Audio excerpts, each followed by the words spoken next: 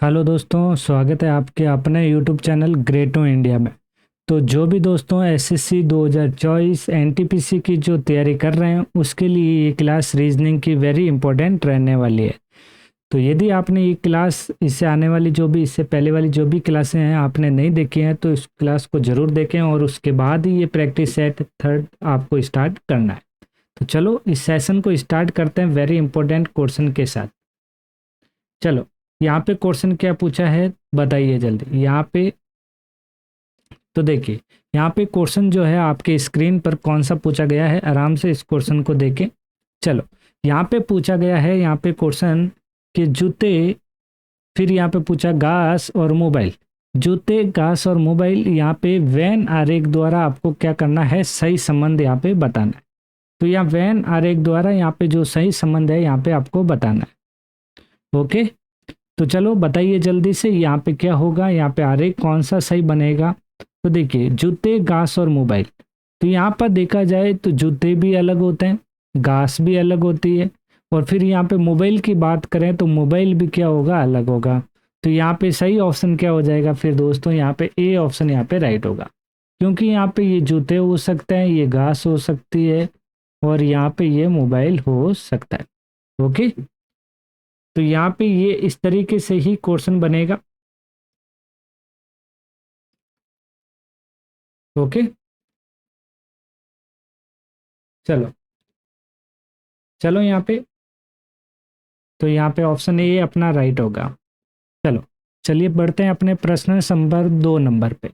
तो बताइए इसका, अभी यहाँ पे क्या क्वेश्चन पूछा है बताइए। तो यहाँ पे पर्सन क्या कह रहा है, देखिए कि दी गई, ध्यान से देखें कि दी गई आकृति में प्रश्नवाचक चिन्ह, ये क्वेश्चनवाचक चिन्ह की जगह पर कौन सा अंक होगा।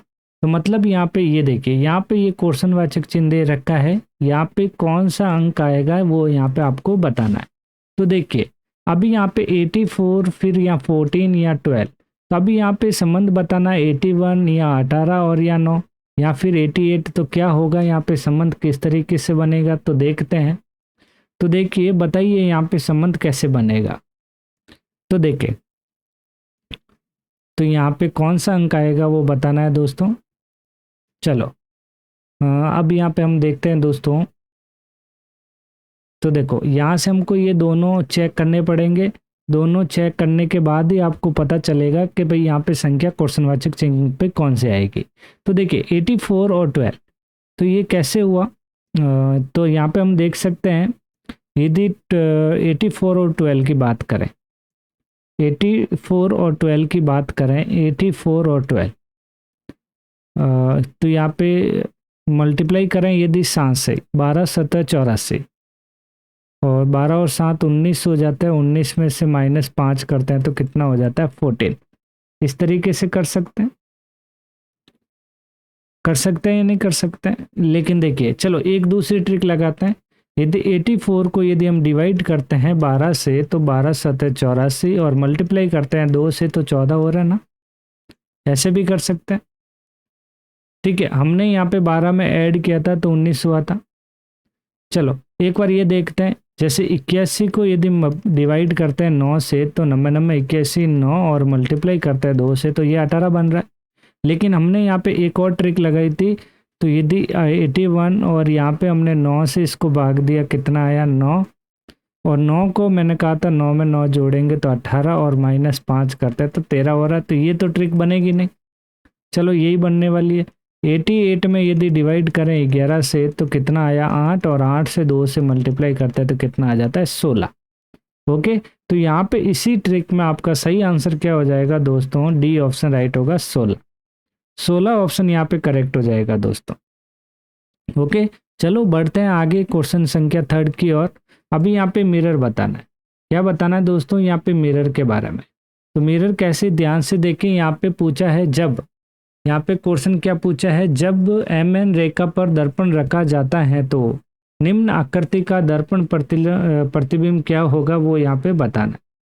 तो देखिए, और दोस्तों मैं चाहता हूँ, मेरी आपसे बहुत प्रार्थना है कि आप जल्दी से सफल हो जाएं। तो चैनल को लाइक शेयर और सब्सक्राइब जरूर करें।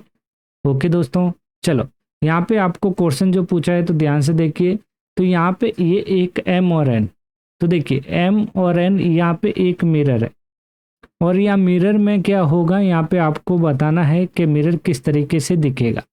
तो चलो देखिए, अब मिरर है तो यहाँ पे जो इसमें पास में होगा, ये कॉर्नर यहाँ पे पास में है, तो इस तरीके से ये कॉर्नर हमने पास में बनाया, फिर इस तरीके से बनाया, फिर ये बनाया, ये शेप इस तरीके से रहने वाला है, और ये वाला सर्कल इधर चला जाएगा।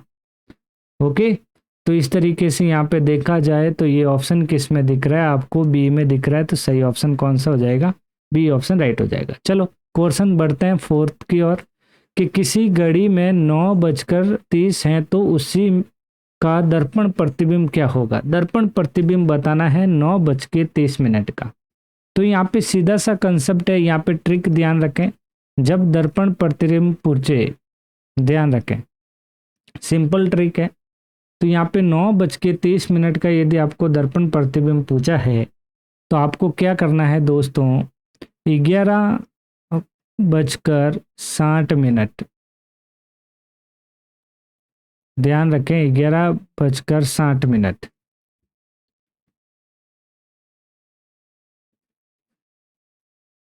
तो देखिए, एक मिनट दोस्तों, कुछ टेक्निकल एरर आ रही है, चलो देखो अब। तो यहाँ पे जो ट्रिक बनेगी, क्या बनेगी दोस्तों, ध्यान रखें, जब आपको यहाँ पे ध्यान रखें, जब दर्पण प्रतिबिंब पूछे तो घड़ी का, तो यहाँ पे ध्यान रखना है आपको 11:60 में से जो आपको पूछा है 9:30 को माइनस कर देना है।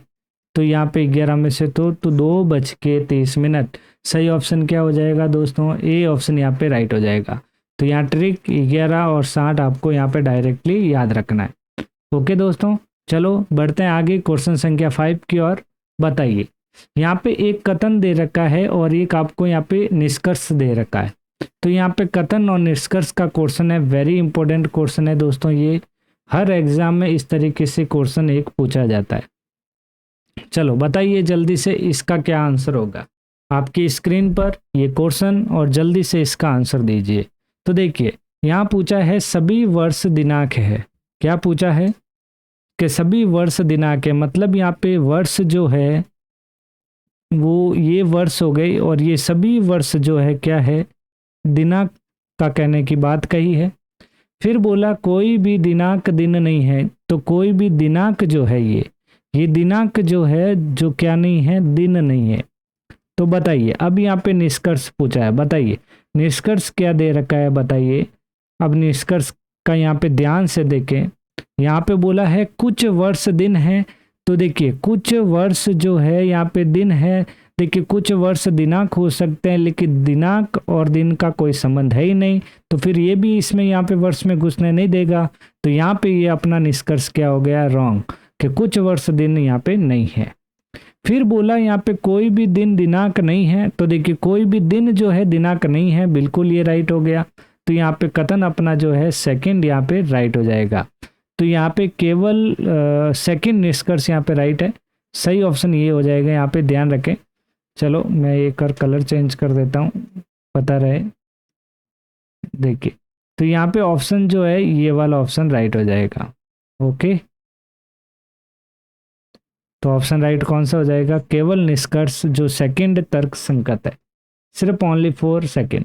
यहाँ थोड़े ऑप्शन ऊपर नीचे है, तो ध्यान रखें ये ऑप्शन यहाँ पे राइट होगा। चलो क्वेश्चन संख्या 6 बताइए। 6 भी बहुत अच्छा क्वेश्चन है, देखिए बताइए। यहाँ पे बोला है कि उस विकल्प का पहचान करें जो तीसरी आकृति, ध्यान रखें तीसरी आकृति से उसी प्रकार संबंधित है जो इस प्रकार दूसरी आकृति पहली आकृति से संबंधित है।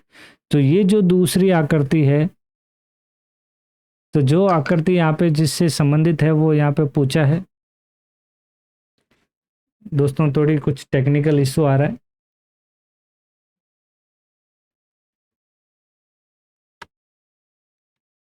एक मिनट।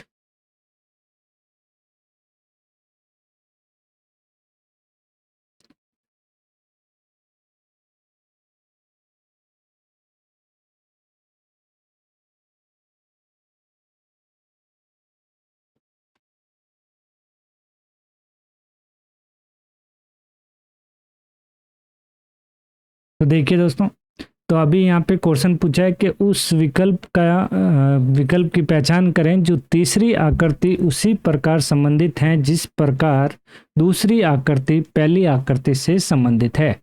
तो यहाँ पे जैसे देखिए, ये अब दूसरी आकृति और पहले आकृति का संबंध देखते हैं।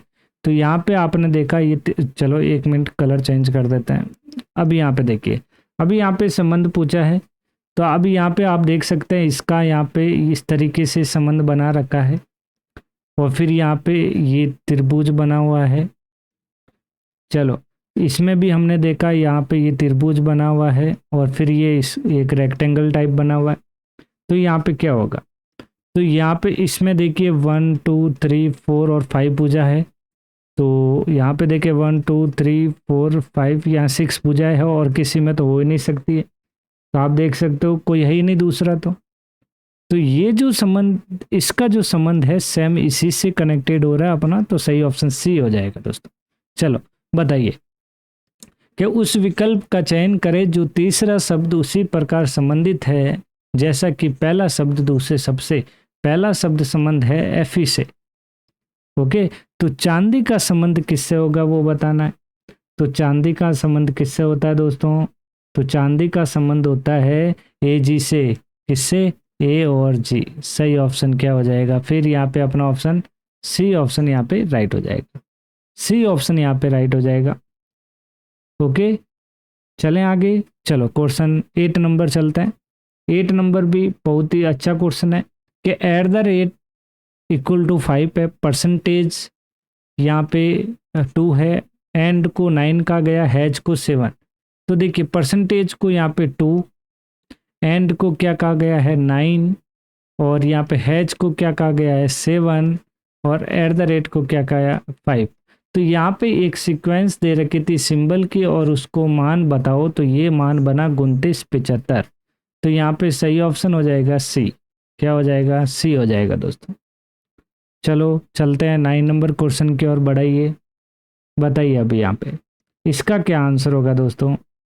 तो यहाँ पे क्या पूछा है कि किसी सांकेतिक भाषा में मॉम को 11 लिखा गया, तो डैड को क्या लिखा जाएगा। चलो मॉम को यहाँ पे बोल दिया उसने कि भाई 11 लिखा गया है, तो डैड को क्या कहेंगे यहाँ पे बताइए। अब डैड का क्या क्वेश्चनवाचक चिन्ह लग चुका है, तो ये एम ओ। तो देखिए एम आपको पता है कितने नंबर पे आता है 13 पे, ओ कितने पे आता है 15 पे, और एम कितने पे आता है 13 पे। ये समझ सकते हैं, ये समझ सकते हैं ना। तो यहाँ देखो यदि मैं 13 और 13 को प्लस करूँ तो कितना होता है 26, और 26 में से यदि 15 माइनस करूँ तो कितना बन जाता है 11। चलो यहाँ पे तो ये समझ में आया। तो डी कितने पे आता है 4 पे, 8 भी 4 पे, और ए 1 पे। यदि मैं इन दोनों को जोड़ूँ तो 8 और 8 को मैं माइनस करूँ 1 से, तो कितना आ गया 7। सही ऑप्शन यहाँ पे ए ऑप्शन राइट हो जाएगा दोस्तों। इस ट्रिक में 7 आंसर राइट होगा। क्या आंसर राइट होगा 7।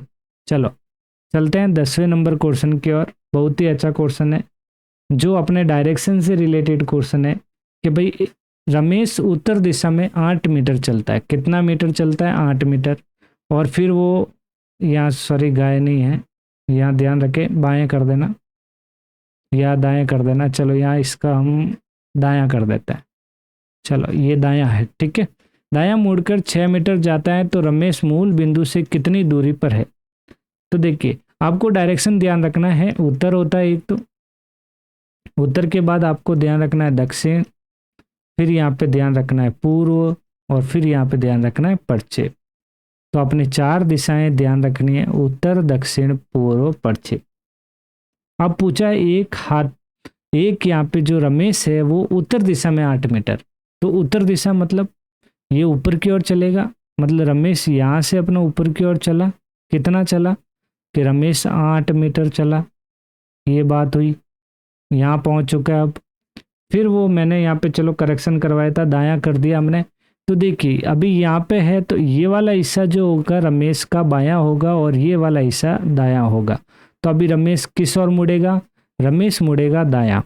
तो अभी जैसे ही दायां मुड़ा और वो 6 किलोमीटर चला। कितना किलोमीटर 6 मीटर चला। ओके, तो रमेश अपने मूल बिंदु से कितनी दूरी है, मतलब मूल बिंदु यहाँ से अब यहाँ पे पहुंच चुका है रमेश, तो ये जो दूरी है आपको काउंट करनी है। ओके, तो देखिए, तो इसके लिए यहाँ पे ध्यान रखें, ए का स्क्वायर प्लस कर देते हैं हम बी का स्क्वायर। तो ए मतलब यहाँ पे हम मान लीजिए 8 का स्क्वायर प्लस यहाँ पे 6 का स्क्वायर, दोनों को यदि हम करते हैं तो यहाँ 64 हो जाता है, प्लस यहाँ 36 हो जाता है। इन दोनों को यदि जोड़ते हैं तो 100 हो जाता है। 100 जो है रूट करें तो ये कितना हो जाता है, 10 का। तो यहाँ पे 100 किसका होता है, 10 का। तो आपको इतना तो पता चला, रूट आपको निकालना नहीं है, दोनों को यदि दोनों ऐड किया है तो यहाँ पे 100 ऑप्शन यहाँ पे राइट हो जाएगा। सही ऑप्शन यहाँ पे क्या राइट हो जाएगा, सी ऑप्शन राइट हो जाएगा।